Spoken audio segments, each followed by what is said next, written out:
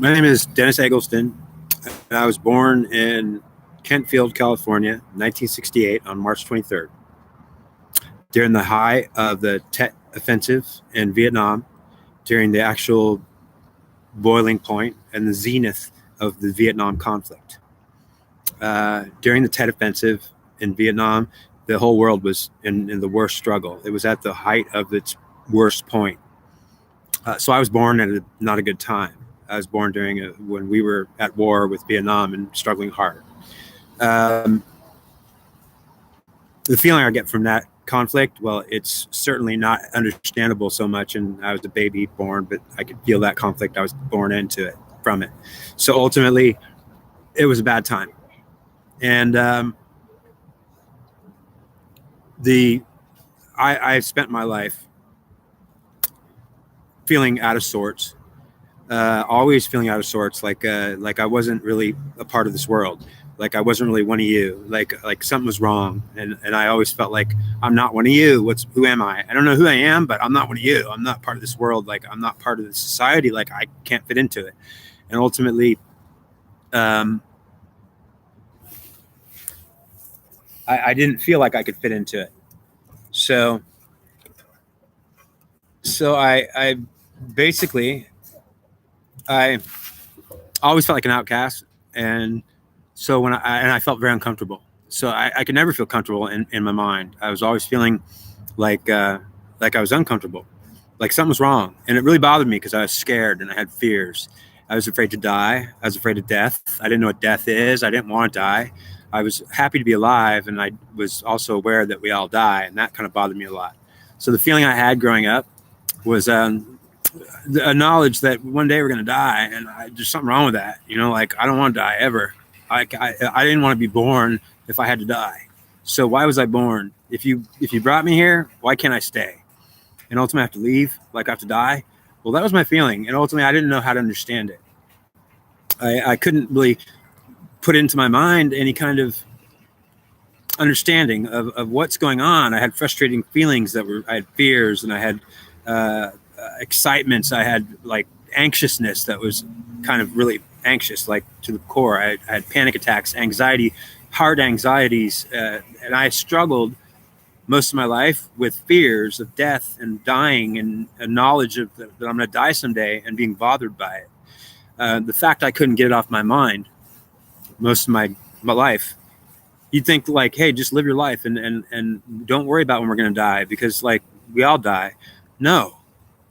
You mean you die? I don't want to die. Ultimately, I didn't come here to die. I came here to live. Well, you do live, but eventually you die. There's something wrong with that. Something's really wrong with that idea that I die.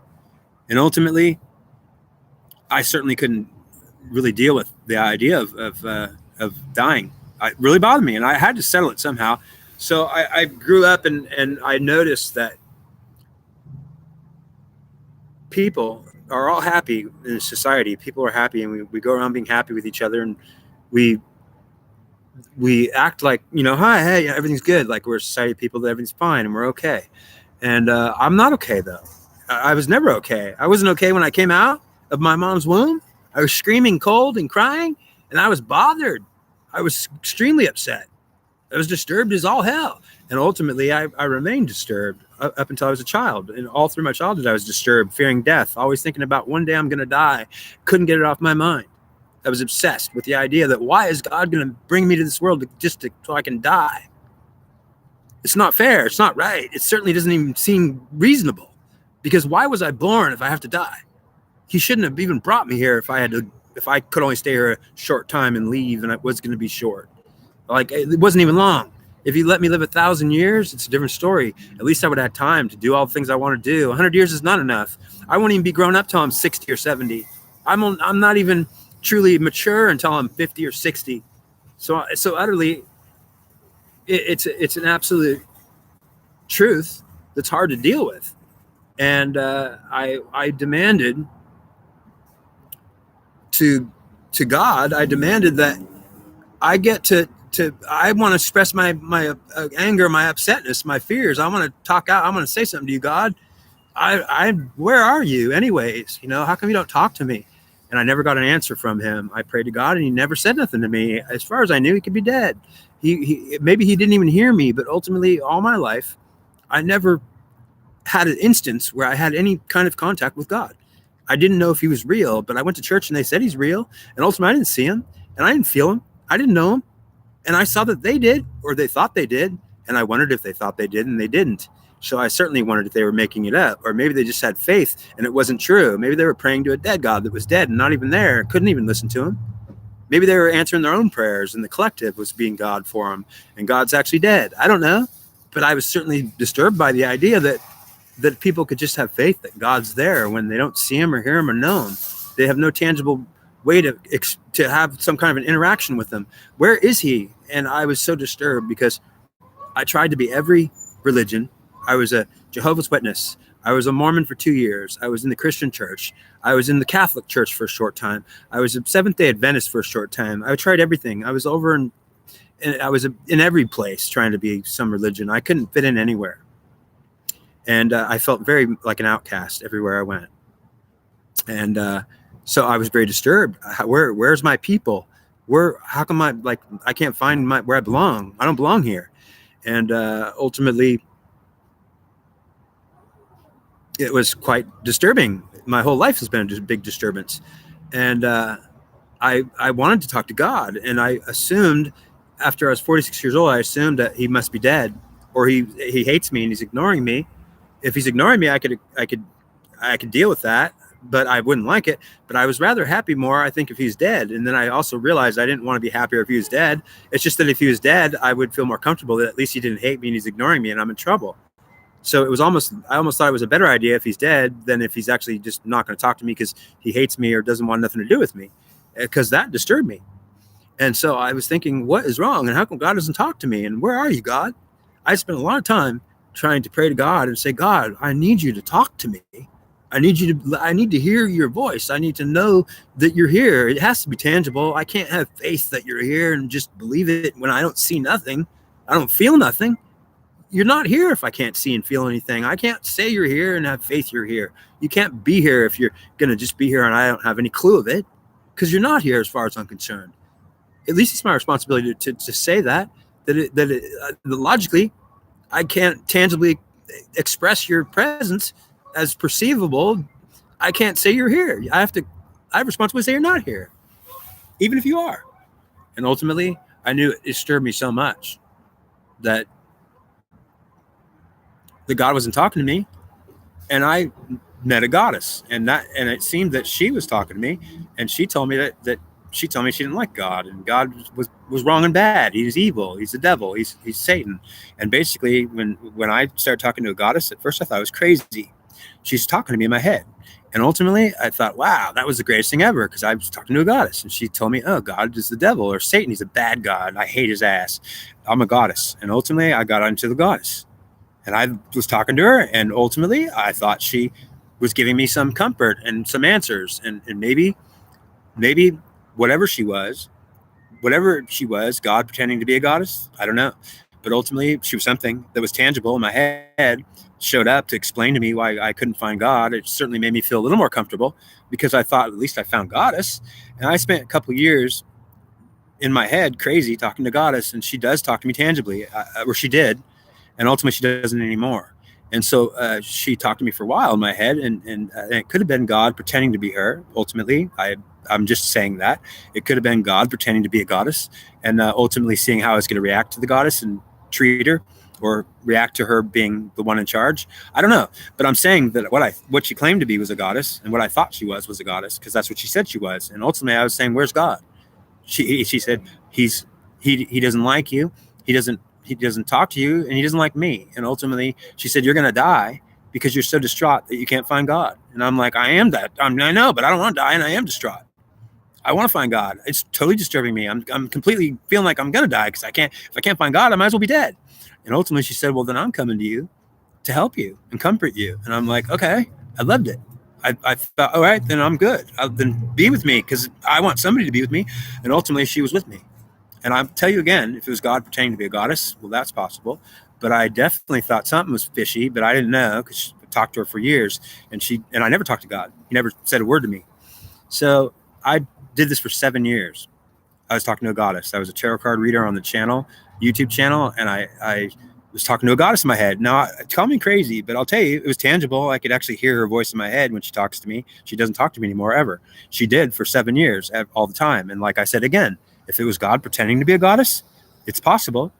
And so understand, she claimed to be a goddess and said God is an evil, bad God who is devil or Satan. And so that's why he doesn't talk to me, because do you want to talk to evil? And I'm like, well, I guess not. Well, that's why he won't talk to you, because he is evil and you don't want to talk to him. And ultimately, I'm like, okay. So I thought, yeah, or he's dead. I mean, what the hell? She said he's alive. He's bad. He's a bad God, and I don't like him. So I got the idea. Well, goddess says she doesn't like God. Okay, that makes sense. And I got totally into the goddess and believed everything she was telling me in my head. And maybe I'm crazy. So understand, what I was tangibly getting a voice in my head that I could hear and feel. And I felt her too, strongly felt her presence all the time when she came, which meant that I was tangibly getting some result. Like I was saying, wow, I'm really experiencing a feeling and a sensation, and I'm hearing a voice in my head that's actually, I can hear it. It's in my head. It's a like a actually voice. So I'm like, wow, this is a tangible relationship I'm having with the goddess. I did it for 7 years, and I was trying to do something on a tarot channel. I was trying to bring the divine feminine and the divine masculine back together. I was trying to talk about the coupling of the requirements for life. I was talking about information sharing, how when the fetus is developed through protein synthesis, that there has to be a coupling between two strands of DNA, or else that you can't develop the fetus. Protein synthesis and DNA sequencing won't start, which means that the genetics require a coupling of two strands of one and the other to become one, so that the fetus could be developed from the one, not from the two. From the one, the two become one, and then the fetus gets developed. And ultimately, that's a requirement for life. I thought that was very important to know, that we can't come into this world unless we couple with the other sex as one, become one with it. We come in this world as two, as one, and then we're two as well, if we are. And I thought that for 7 years, I tried to help the goddess. And also I talked to the divine feminine, and I found out maybe I was struggling with the divine feminine collective somewhat, trying to help it understand that it could be a goddess again if it actually is doing what's right with God. And ultimately, and I still didn't know who God was. I never talked to him. And ultimately, I knew what I was told he was is bad. So I was like, wow. Yeah. So I just tried to do the best I could with the goddess and telling everybody I had a goddess, because that's what I thought I did have. And if it was God pretending to be a goddess, well, it certainly was a goddess claiming she was, and it sounded like a girl and felt like a girl. So I can't say it was God pretending. I just keep telling you that if it was, he was pretending and it felt real. So I was then, after 7 years, failing to change her mind any. I was failing to get anything done that I was trying to do. Whatever I was trying to do was make people realize that coupling is required, information sharing is required, or God will punish us, or maybe goddess will punish us. But I wasn't even saying that, because I didn't even know what God was going to do. I wasn't talking anything about God. I was talking everything about goddess. I was trying to empower women in the divine feminine collective, and that pissed God off. So understand, when I first met God, it was after 7 years of trying to work with the goddess. And when I was at a high point where I was struggling with the divine feminine collective and women, I was trying to tell them, look, you can be empowered again if you do what's right, and you're not doing what's right. And I don't even know what I was really saying or doing. I was just, it was a struggle, emotional struggle, that the women were being wrong. And ultimately, God wasn't with me. Goddess was with me. And she was telling me, you got to keep trying to tell them what's going on and help them and understand this and that. All my videos were to help people understand. And it just wasn't working. After 7 years, I realized it's not only not working, but it's costing me too much. And ultimately, I can't keep doing it. And I don't even want to do it anymore. And ultimately, is 7 years later, and in that 7th year, I was on a letterboard. I'd been talking to the goddess the whole time. I'd never had an experience talking to God or any other entity. And ultimately, I had talked to an entity that claimed to be Satan once or twice before, but he didn't say much and didn't stay long. And ultimately, so I was aware, when I was talking to goddess and calling her, I was aware that there was other entities around, but they never came to me. They never stayed or said anything. And ultimately, I think Satan showed up a couple times, and I didn't know who it was, but that's what I thought. Maybe, oh my God, was that Satan, or who's he? And then it was gone. And so ultimately, after 7 years, Satan came to me on the letterboard. I have a letterboard where my hand moves by itself. If you think my hand doesn't move by itself, I understand that if I hold my hand out and it's moving by itself and it's spelling letters out, on a letterboard. Well, if my hand's doing it by itself, don't you think I'll know it's not me doing it? Yet, well, if my hand's possessed by the devil or God, it's the right hand of God. Now, if I have a right hand of God and that's what I'm being told, and I'm spelling letters out, my hand is possessed and moving by itself, is that crazy and insane or what? Do you think that I'm going to actually move my hand around on purpose to trick myself, to fool myself? No, my hand's moving and it's not me doing it. And when my hand is literally possessed by something and spelling words out, well, then I know it ain't me, because I could damn well know my hand is not moving and I'm not moving it. It's moving by itself. Someone else is moving it.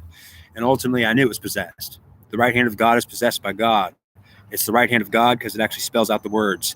And when God just, and I spell out the words. And when God started talking to me for the first time, it was 7 years after I had only a goddess. She said God was bad, evil. And ultimately, when God came to me on the letterboard, he said he was Satan. And he said he was God. And I said, are you kidding me? I was scared. I was a little bit worried. I was definitely like, what the hell? Like, are you not even joking? Like, you're trying to say you're God? Yeah, Satan said, I'm God. And ultimately, she's enslaved. And ultimately, those women are going nowhere. And what you're trying to do, he was mad at me. He was upset with me, but not too upset. I've got the idea that, oh my God, you're kind of upset with me. He was saying, you were trying to change the goddess, make goddesses here, and you're not making goddesses. They're not going to get God. They're not. These goddesses are enslaved. They're my slaves. They're going to be women that behave, and they're going to be daughters and wives, and they're going to behave and do what I tell them. You don't want to. So he was mad at me. He was confronting me. He told me, you may not continue to do this. It's been 7 years, and you've had your 7 years to do it. And I'm like, 7 years to do it? He said, you've been doing this for 7 years. I've let you do this for 7 years, try to manipulate that goddess into some kind of conformity, and you failed. And I was like, I didn't even know that's what I was doing. I didn't even know that I was trying to make her conform to anything. I was doing tarot card readings on YouTube and trying to help people understand and do readings and get paid and stuff. I was not really sure what I was doing. I was helping the world understand certain things spiritually, but I was really didn't have a plan. I was going with whatever goddess wanted me to do. And Satan said, I'm telling you right now, and I got the feeling, are you not even kidding me? This is actually Satan. I was like, I was scared. I was like, okay, well, I'm not messing with you. Like, I don't want to die. So you just tell me what I'm going to do next, and I'll do it, because I'm definitely not crossing you. And ultimately, he said, you're going to hand that collective over to me right now. The collective? Yeah, the Divine Feminine Collective. You're not controlling it or trying to manipulate it anymore. You're going to give it to me. I gave it right to him. I said, okay. I didn't even know I had it. I was trying to manipulate it. I didn't even know what I was trying to do, but yes, you did. And you tried 7 years, and you failed. And this is the year 7, and it's in mid-year. It was in mid-year on the 7th year that I was doing tarot card readings and struggling, trying to make some Divine Feminine understand something, trying to empower goddesses, and it wasn't working. And ultimately, in the mid-7th year, Satan came to me and said, I'm God, and you're done. Give me the collective. I gave it to him right away without a hesitation, because I was definitely worried and afraid and scared. Don't think I wasn't, because I knew who he was. I felt it, and I said, I'm not messing with you. I don't want to die. So you just tell me what to do. I'll do it. I'm definitely not crossing you. So he said, good, because if you cross me, you will die. And he says, thank you. He took some collective from me. I don't even know what that meant. He took whatever I had that I was trying to manipulate, the Divine Feminine, and I lost it. I felt it go away. And I was like, not too disappointed. I was relieved. I don't have to do that anymore. I was like, damn, I didn't want to do that anyways. What was I doing that for 7 whole years for? He said, you did it before in Troy for 7 years of the War of Troy. Oh, what? You did it for 7 years of the War of Troy. You tried it and failed. You failed again. You tried it again. You failed again. I just let you try for 7 whole years, and you failed. Now it's my turn. You understand? No, I don't really understand. I don't even know what you're talking about. He said, it's been 7 years that you've tried to help her be something, and she will not learn. Not from you and not from me. And now you have had your 7 years, and you're done. And I'm like, okay, I'm done. I quit. I quit the tarot readings right then and there. I quit the videos for 6 months. I didn't even do a video anymore because I didn't want to cross Satan. You think I'm going to cross Satan? Hell no. I don't want to die.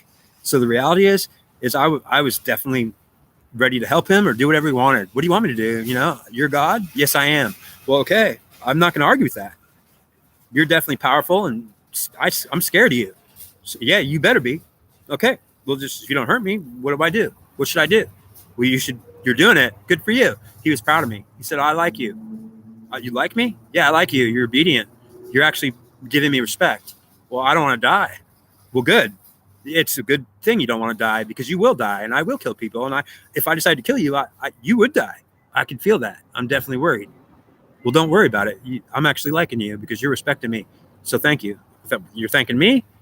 Yeah. So Satan was thanking me? Yeah. He said I was very respectful. He said, you handed me the collective. You were very obedient. You were trying to help, and you were trying to help her. You were trying to help me. You were trying to help everybody. And nobody's getting your help, and nobody got helped. In fact, nobody wants your help. But I want your help. And I was like, what? Satan's telling me I want your help. What, you want my help? Yeah, I want your help. But she don't want your help. You've been trying to help her 7 years. Nobody wants your help. But I want your help. And I said, well, how can I help you? He said, you can realize who I am. I'm God. Well, great. You're God of this world? Yes. And so I was like, wow, I was blown away. I was like, are you kidding me? You're claiming to be God of this world? Where's Jehovah? Where's Jesus? They're not here. Are you talking to Jesus? No. Jesus, where are you? No answer. I tried for hours calling Jesus. There was no answer. I tried for hours and days calling Jehovah, the high God of heaven. I might have got a hold of him a couple times, and he told me, I'm not the God of this world. I'm a God up in heaven, up in that heaven that's not this earth. And ultimately, I was like, whoa. So Jehovah told me maybe once or twice, and I wasn't even sure if it was Jehovah. He told me, you can't really talk to me. You have to talk to the God of this world, I'm not having nothing to do with earth. It's a misbehaving, bad society of societies, and they're all bad. None of you earthlings are behaving. You're all struggling against each other in competition for a monetary basis of competition, and it's all bad. Wars, conflicts, disease, it's all going to happen. And ultimately, that's not what Jehovah said. And if he did, he would have said it in a loving way. But ultimately, Satan said that. Satan, everything's going to go wrong because I'm attacking everybody, and everybody's being killed by me. That's what wars are. Wars are people killing each other, and it's me killing myself in people. Yeah, it's a struggle.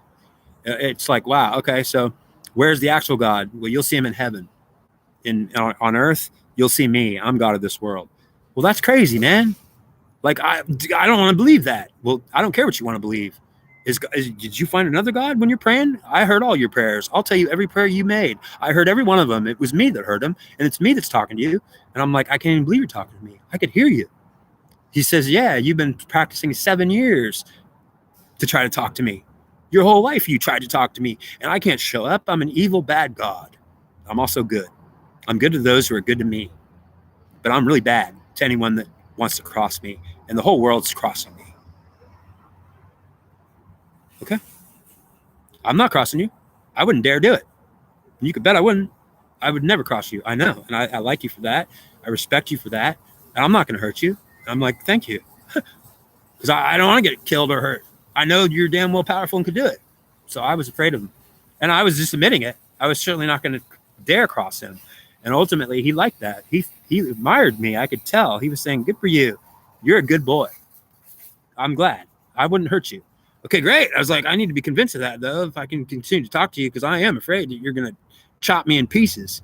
And ultimately, he said, I've done it. I've tortured you. I've killed you. In many lifetimes, I've utterly tortured you and killed you. And to get into the details here, yeah, I was told all about how I was attacked and killed by Satan many lifetimes because I wouldn't acknowledge him as anything but a piece of trash that should die. So basically, I was against Satan and fighting him like some hero saint. And ultimately, saints die because Satan's allowed to attack them. Because Satan's allowed to attack those saints. Ultimately, he gets time to torture them. And ultimately, the saints have to work hard to become that great. And ultimately, I don't want to be a saint. Not ever again. If I was ever St. Augustine, I certainly wouldn't want to try it again. And I'm not saying I was ever St. Augustine. I'm saying if he was as close to me as I'd ever want to be a saint, it would be St. Augustine. And ultimately, if it was him, well, then I made a mistake. I didn't want to be a saint. You didn't, because I'll kill a saint. I'll torture a saint. I'll also make him famous and make him remembered forever for being so heroic against me. Yeah. I didn't want to be that great and be heroic against you. Well, good. Then you be afraid of me. I don't want to be afraid of you. Well, then don't be afraid of me. Are you going to kill me or hurt me? No. If you respect me and you're being a good boy, I'm not going to hurt you. I'm going to help you. Well, wait a minute. God has said you're bad, that you're evil, that you kill people. I do. I'm bad. I kill and make people suffer. I give them diseases. I kill them slowly, fast, torture them. I do everything bad to people. I know I can feel that. It scares me. Yeah, but you don't have to worry about me hurting you. If you're a good boy and you're being obedient, to God and me, and I am God. And I'm claiming it. I'm not going to hurt you. I'm going to admire you for admiring me.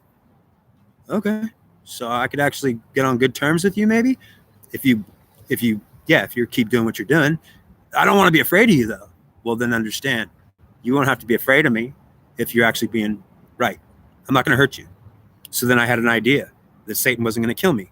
Well, I was afraid of him, and he was claiming to be God. And I wasn't talking to Jesus. I was calling out for Jesus. He wasn't there. He didn't come. There was no Jehovah talking to me. And if he was saying, you have to talk to my son. He's God of this world. You mean the Satan devil? That's right. I put him down there. I cast him, threw him down there with all the angels, and they're in charge. They're in charge over you. So you'll have to acknowledge them if you don't want to be attacked by them. They'll certainly do it. So I'm like, wow. So if I don't acknowledge the devil or Satan as God, that they're going to attack me and harass me? Yes, and torture you forever and kill you and make you born again and erase your memory and then make you die again. And they're going to keep killing you over, and you're going to be on a karmic wheel stuck forever, being tortured in the soul by God, and God will be torturing you forever. And you'll never be at rest or at peace and not suffering. That's scary. Well, no shit. So how do I escape this karmic wheel? You know that when you see God and he talks to you, you don't dare tell him he doesn't know right to be God. And when you see God and he talks to you, you don't look him down on him and say, oh my God, you are wrong. And you don't fight him and struggle against him and call him bad and say, get back, God, behind me, get behind me, God, you devil. Because understand what will happen to you. You'll live to die, and you'll die for doing it. But you'll live a life, and you'll be able to get away with it, but you'll die for it, meaning you won't get off the wheel. How do you escape the karmic wheel? When you acknowledge who God is and you respect him and you're a good boy or a good girl, he'll appreciate you for appreciating him and giving him respect. And then he'll be nice to you and he'll quit torturing you.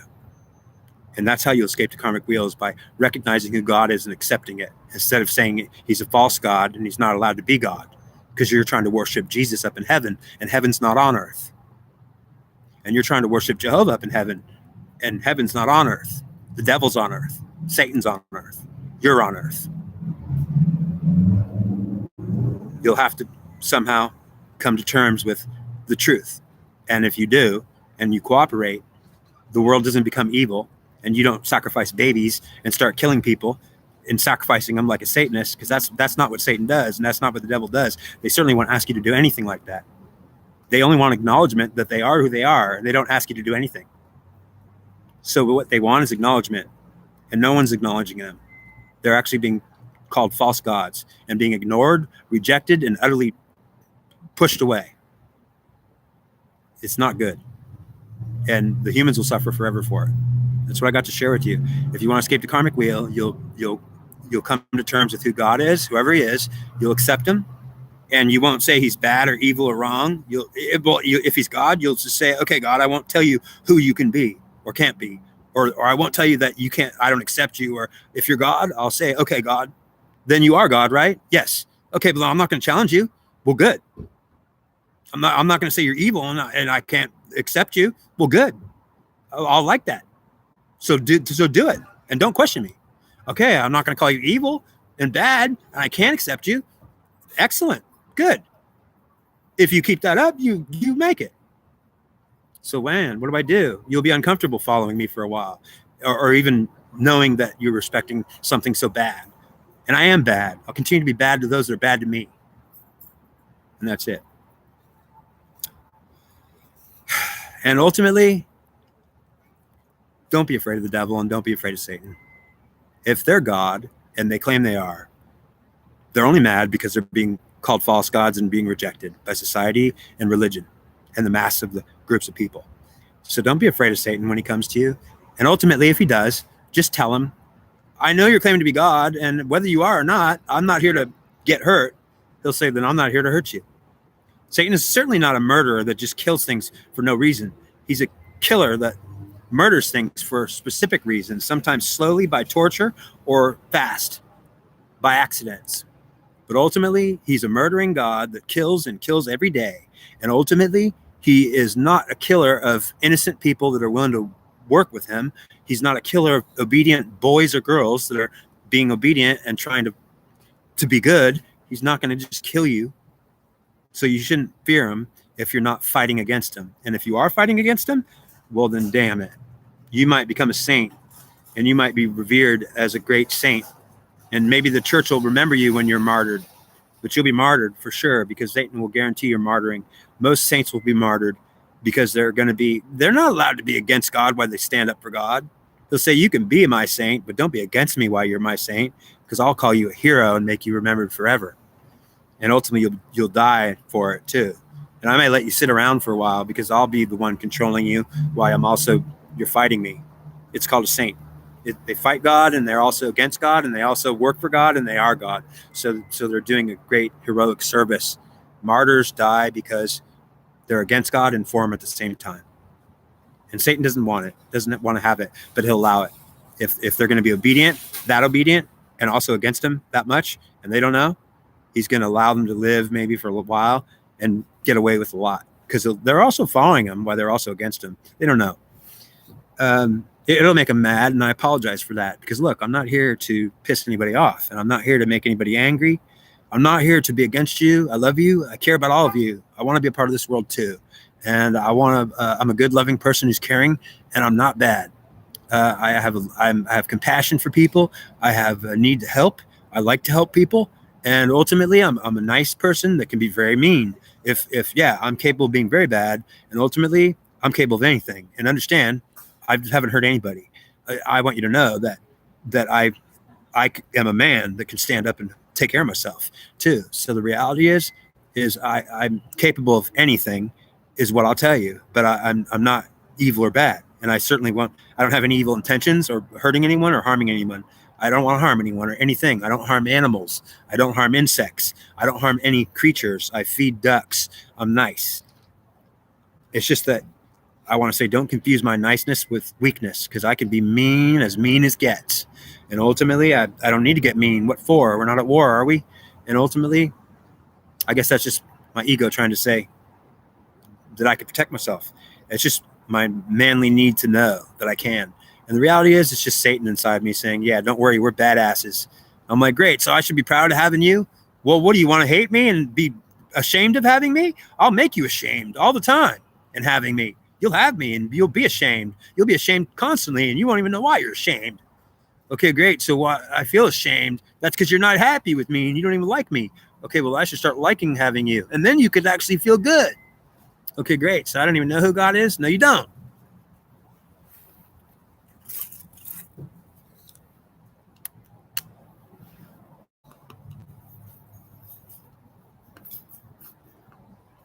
Love y'all. Be strong and live long and prosper. Understand. Be courageous. Don't fear God, other than if you don't be against Satan or the devil. It would be bad for your health and your good. What you want to do is say, okay, if those false gods, well, don't call them false gods. They'll get mad. They'll hate you for it and attack you for it. So understand what you want to do is just give them the respect they deserve. If they're powerful entities that are real, well, then say, okay, I acknowledge they're real and they claim to be God. I acknowledge it. I'm not going to call them false gods or tell them to stand behind me or get back. They'll consider that an attack.